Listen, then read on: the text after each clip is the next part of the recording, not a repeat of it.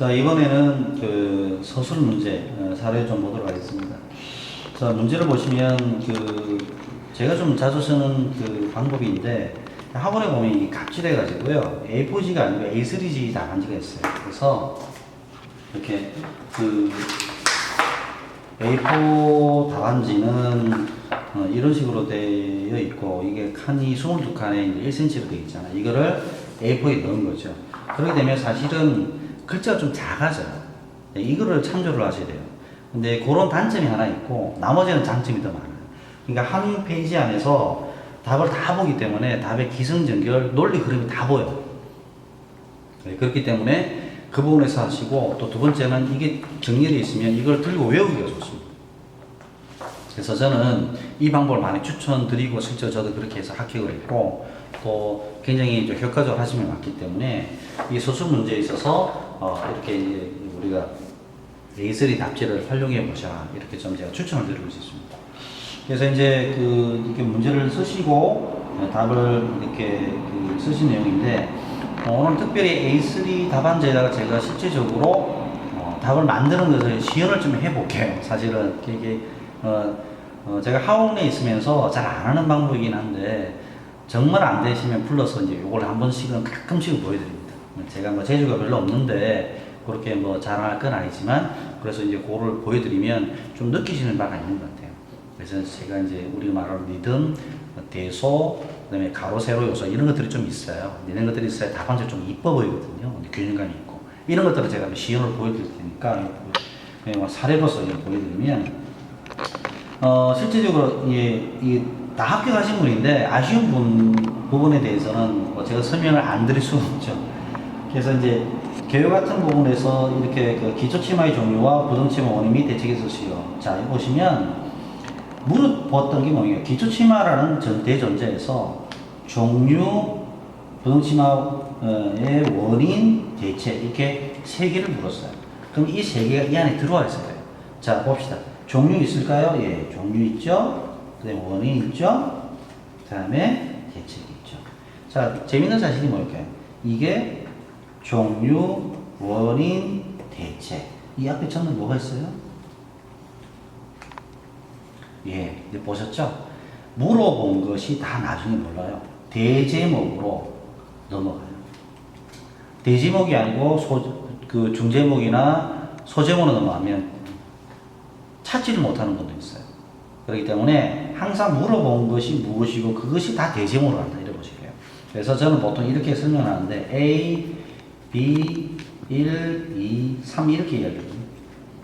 자, 그러면 여기서 토공사에서 기초공사의 종류, 원인, 대책에 대해서, 부등치마의 원인, 대책에 대해서 이렇게 물었다면 전체 범위가 좀 물어보면 이것만 물어봤잖아요. 하지만 이거는 어디요? 전체 공사의 범위가 어디다. 그 다음에 그 중에 이제 기초공사 중에 어떤 부분이다. 그 다음에 1번, 2번, 3번 무엇이다. 이렇게 하시고, 요 1번, 2번, 3번은 그러니까 종류, 원인, 대책이겠죠. 당연히 부등치마에 대한 내용이 있다는 것도 빠지시면 안 돼요. 이런 부등치마에 대한 내용이 특별한 내용을 알고 있어 부등치마의 내용에 대해서 설명도 좀 들어갈 수 있거든. 이런 걸 빠뜨리면 안 된다. 자, 쉽게 말씀드리면 모든 답에 대한 내용은 질문에 있어요. 질문을 잘 읽고 질문에 포커싱을 맞춰서 대답을 잘 해주는 사람이 결국에는 좋은 점수를 받게 되어 있습니다. 네, 그래서 여기서 이제 1번, 2번, 3번은 다 나중에 뭘로 갈까요? 네, 대제목, 로마자, 큰 로마자로 가겠죠. 그래서 그런 것들이 안 들어가는지 확인부터 하는 거예요. 그 다음에 두 번째 뭐냐면 분량이에요. 지금 이게 이제 전체적으로 이제 4장, 석장 반을 쓰셨는데, 통상적으로 그분이 답안을 쓰시는 분은 한 석장을 쓰시거든요. 석장을 쓰면 기본적으로 써야 되는 답안에 대한 내용이 있어요. 네, 범위가 양이 있는 거죠. 그러니까 이런 2개를 물어보든 3개를 물어보면 양이 있는데, 기본적으로 3개를 물어보면 답을 3개를 해줘야 되잖아요. 2개보다 3개가 1.5배가 많으니까. 당연히 보면 요걸 가지고 최소 1.1페이지는 답을 주면 요게 3개를 물었으면 당연히 얼마? 1.5페이지 이상 나와있죠. 그래서 지금 답이 봅시다. 여기에서 대체까지 나왔네요. 야, 그러면 얼마예요? 한 페이지, 두 페이지 반 나오네요. 답은 많이 나오네요. 근데 대신에 이분은 어떻게 했죠? 예, 여기는 엑스트라 하나도 없어요. 그래서 차라리 이런 엑스트라 좀 넣고 이걸 좀 넣고 해서 여기 꽉 채워서 내정을 한다면 보기 좋을 텐데 엑스트라 없이 이 내용이 많으니까 쓰기 바빴던 거예요. 네, 그런 부분에서 근데 이 부분에 비난할 게 아니라 사실은 이렇게 주어진 25분 이내에 이 요소들을 다 쓰겠다고 생각하니까 부담이 되니까 핵심적인 답만 일단 제전된 답만 쓰다 보니 답이 만들어나고 이게 이제 기성 연결이 되는 보다는 좀 답을 쓰다가 많은 그러다 보니까 나중에 네 바닥도 안 되고 네 장도 안 되고 석장 반 어정장이 되는 거죠. 이렇게 끊기는 건 뭘 할 수는 없습니다. 하지만 자꾸 이렇게 끊기는 것보다는 석장은 석장, 넉장은 넉장 이렇게 끊는 순서를 해야 되고요. 특히 내가 이 문제를 봤을 때 세 개의 문제고 내가 좀 아는 문제야. 그리고 내가 손을 빨리 써야겠어. 그러면 이거는 네 장짜를 가겠다고 생각해야 돼요. 그러면 네 장짜를 가면 실질적으로 벌써 답이 스타트가 이쯤 반쯤 스타트가 돼야 돼요. 그럼 여기 본 뭘까요? 예, 이 정도는 뭐예요? 엑스트라 원이 되고 그 부분에 대해서 엑스트라 원 같은 거는 종류의 특징 뭐 이런 것들이 많거든요. 네, 그 다음에 목적, 필요성 이런 것들 들어가요. 이런 것들 들어가고 나서 이렇게 쓰시는 거죠. 그 다음에 부등치마 원인 같은 경우도 지금 이렇게 부등치마의 종류를 쓰시는데 아까 보셨죠? 부등치마에 대한 내용이 들어가면 같이 나오는 그래프가 있어요. 안밀치마 곡선 이런 걸 같이 그려줘야 돼요. 그런 것들이 좀 아쉬운 부분이 있죠. 그 다음에 부등치마의 원인이라서 나왔는데 그림은 잘 그리셨어요. 그 다음에 대책도 쓰셨는데 제가 하는 방법 중에 보시면 제일 첫 번째로 중요한 부분이 줄을 끄세요. 지금 줄을 꺼놨잖아요. 그렇게 되면 이것들이 눈에 들어와요. 더 좋은 방법은 뭐냐면 이렇게 박스 치세요.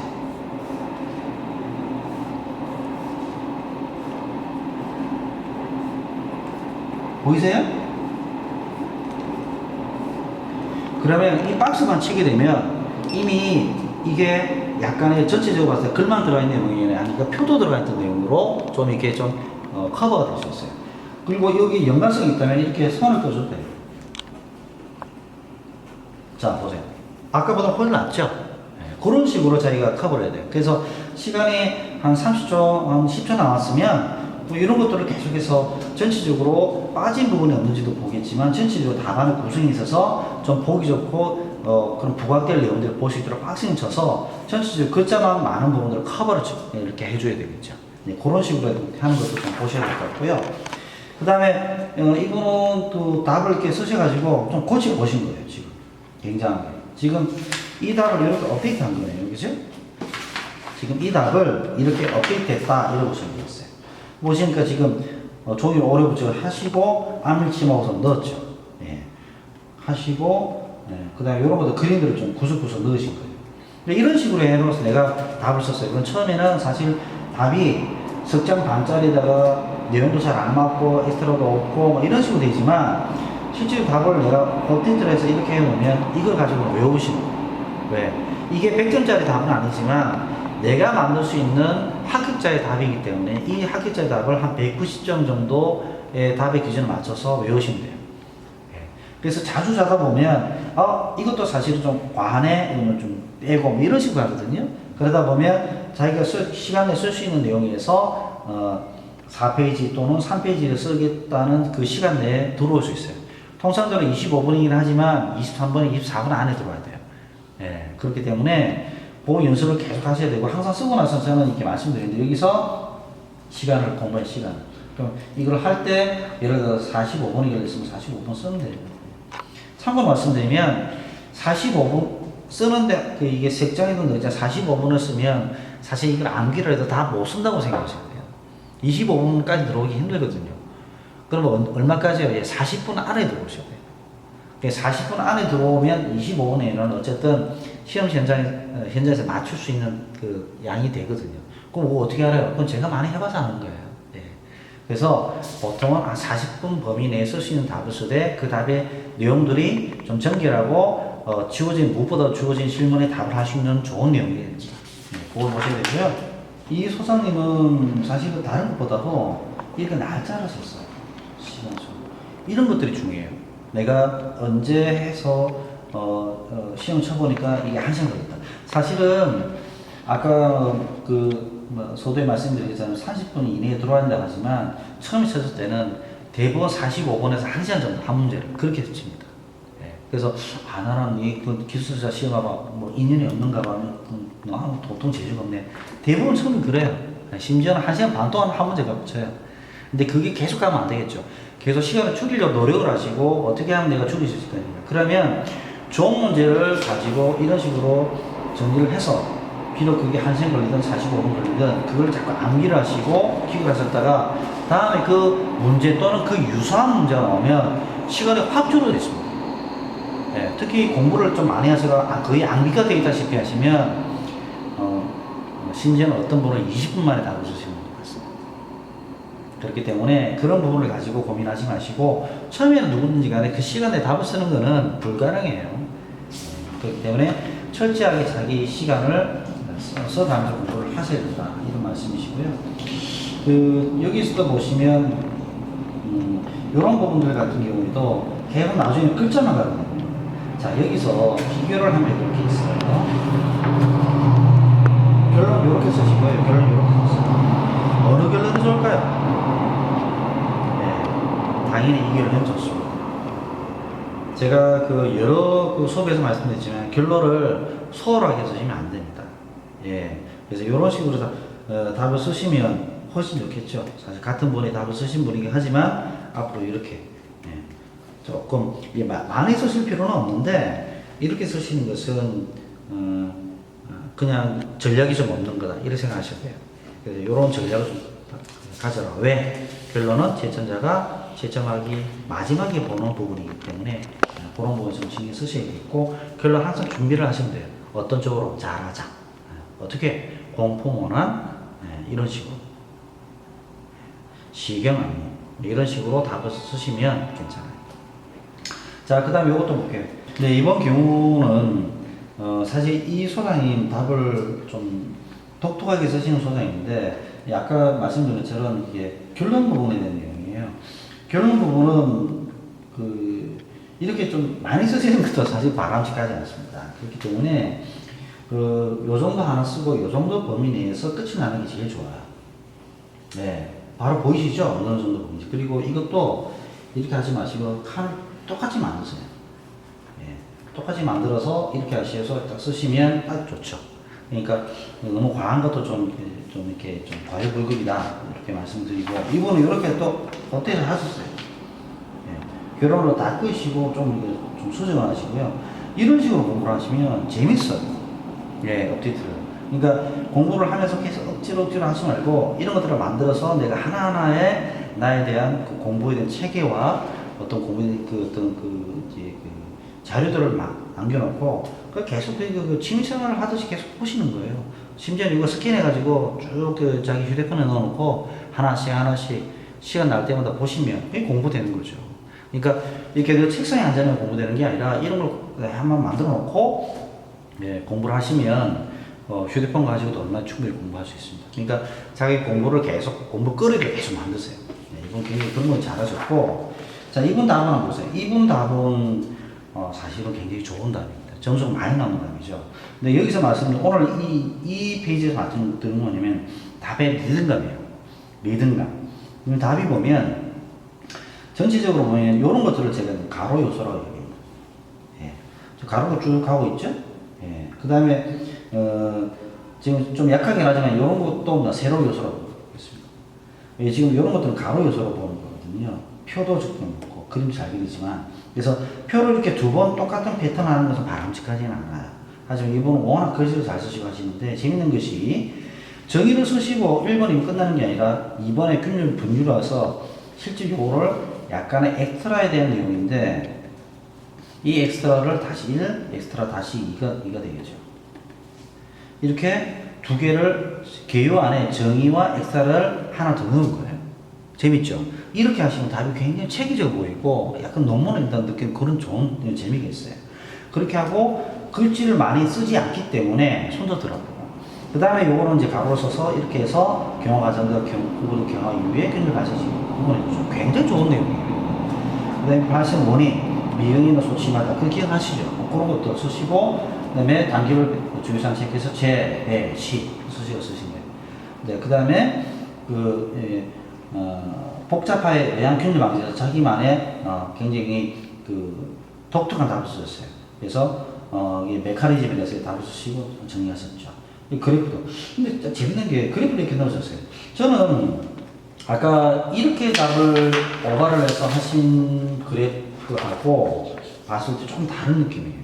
예. 왜냐하면 이 소장의 미어서 여기까지가 양은 비슷하지만 글자 양이 많잖아요.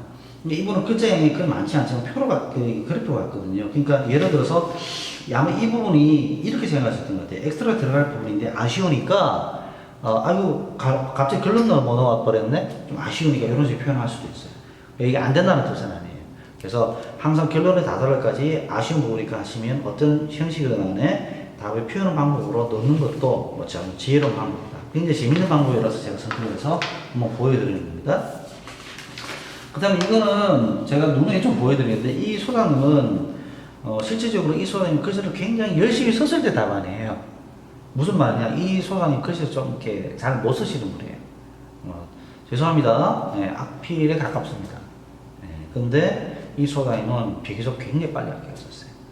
네, 제가 늘 이야기하는 제주도에서 이제 공무원으로 계시는 소장님인데 비행기 타고 오시면서 공부하시길래 한 번만 듣고 그냥 또 죄송합니다. 내가 부담스러워서 안 되겠어요. 이렇게 했더니 그 다음에 알겠더라고요. 근데 이 소장님은 답도 사실 처음에 많이 못 쓰셨는데 과제를 했을 때 굉장히 성실하게 했어요. 재밌게도 답을 처음부터 이렇게 잘 쓰시는 소장님들도 계시지만 이렇게 답이 잘 안 만드는 소장님도 업데이트를 충실히 해서 그걸 가지고 계속 공부를 하시면 그렇게 오래 걸리지 않아 학기를 바로 하시더라고요. 물론 뭐 이 소장님이 또 암기력이 좋으셔서 그런지도 모르겠지만 굉장히 이런 부분에서 좀 시사하는 바가 있어요. 그래서 무조건 글씨를 잘 쓰고 표를 잘 만들고 이렇게 뭐 잘 암기해서 표현을 잘하고 물론 합격하신 소장님들이 많겠지만 글씨가 좀 약하고 내용이 좀 부실하더라도 계속해서 이렇게 업데이트를 열심히 했어서 그렇게 해서 리바이벌 하시면 첫 번째 답이 좋아지고요. 두 번째는 답을 쓰는 속도가 굉장히 빨라져요. 그러니까 내용과 속도를 두 개 다 잡아야 되기 때문에 그게 어려운 거거든요. 네, 그래서 굉장히 저한테는 굉장히 의미 있는 그런 내용이었습니다. 자, 그래서 제가 이제 지금 조금 있다가 제가 답안을 쓰는 사례를 한번은 좀 보여드리겠는데 그 전에 이것도 좀 말씀을 드리고 그 다음에 제가 이제 시연을 해보도록 하겠습니다. 뭐냐면 이것도 굉장히 중요하거든요. 제가 한번 보여드릴게요. 모든 답안을 쓸 때 이렇게 다 정리를 해놓는다면 엄청난 양이기 때문에 그래서 만약에 이제 저는 사실 이거 제가 만들어서 드려요. 이거 어떻게 했냐면 이런 식으로 콘크리트 타설 전, 중, 후의 품질관리 방안을 설명하시는 이런 기본적인 내용들이 있거든요. 학원에 다 있긴 해요. 근데 저는 이걸 활용을 좀 적극적으로 좀 독특하게 하는 편인데 이걸 그냥 골조시험 홍콩에 가면 있는지 하지 마세요. 강도하게 흡수당한다. 이걸 외워라는 게 아니고요. 이 문제를 가지고 요런 힌트를 가지고 답안의 전체 구성을 이 안에 풀어보라고 얘기해요. 네. 그렇죠. 그래서 이렇게 풀어보라. 그러면 제 사례를 보여드릴게요. 그래서 지금 다른 분들도 다 이렇게 해서 제 반들 이렇게 하시면 풀어오는 거예요. 어떻게 하는지 보여드릴게요. 이거는 제 자료를 보면 저는 이렇게 공부해서 효과를 봤단 말이에요. 자, 뭐냐면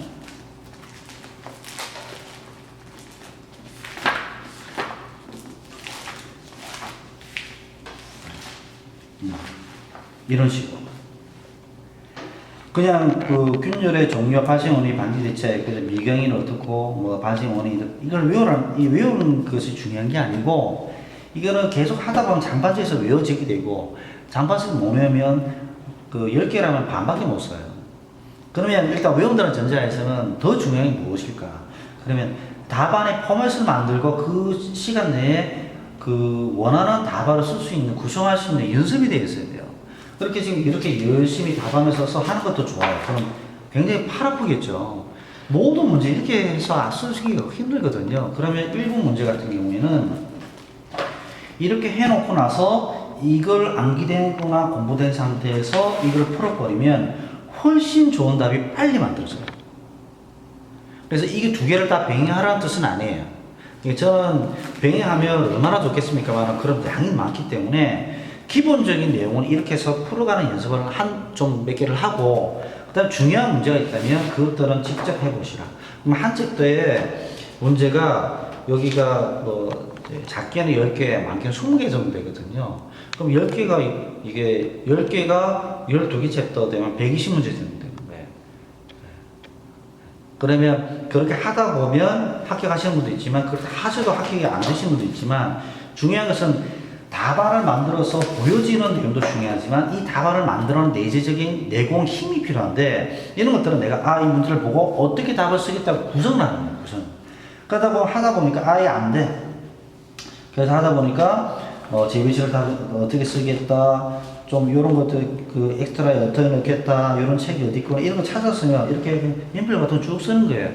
그러면 실제로 계속 이렇게 볼펜을 써가면서 하는 것이 아니라 내가 답안을 구성하고 머리 생각하시면서 했던 그 연습도 사무실에서 할 수도 있고요. 예, 그 다음에 오가면서도 할 수 있고, 이런 식으로 답안에 그 공부하는 연습도 좀 필요한 부분이 있어요. 이거를 일단은 저는 이렇게 해서 좀 이렇게 연습을 좀 하기 때문에 그렇게 하니까 다음에 답안을 공부할 때 굉장히 도움이 많이 됐습니다. 나중에 하다 보면 어떻게 되냐면 문제만 갖다 줘. 내가 모르는 문제라 하더라도 처음 보는 문제라도 답은 다 쓸 수 있어. 이런 자신감이 생겨요. 예. 그래서 이제 시험에 어떤 문제가 나올지 모르기 때문에 어떤 문제가 나오더라도 그냥 연습이 되는 거예요. 그래 하다 보면 어떻게 되냐면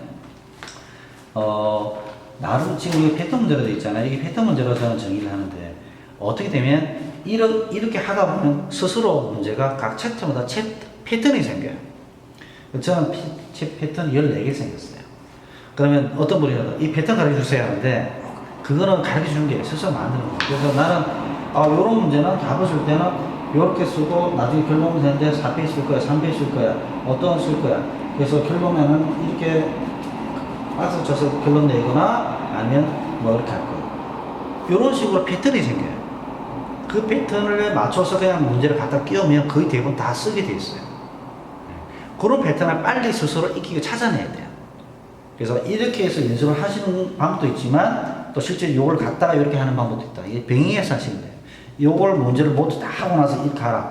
양이 많아서 쉽진 않을 거예요. 하지만 하다가 좀 좋은 문제, 이번에 풀어봤는데 주말에 가면 요거 이렇게 한번 풀어봐야지. 풀어보니까 답이 안 좋아. 또 가서 또 업데이트를 해. 이런 식으로 끝내는 거예요. 아시겠죠? 그렇게 하시면 공부가 재밌어요. 공부 재미없다고 건드시는 분도 계신데, 일단 한번 해보시기 바랍니다.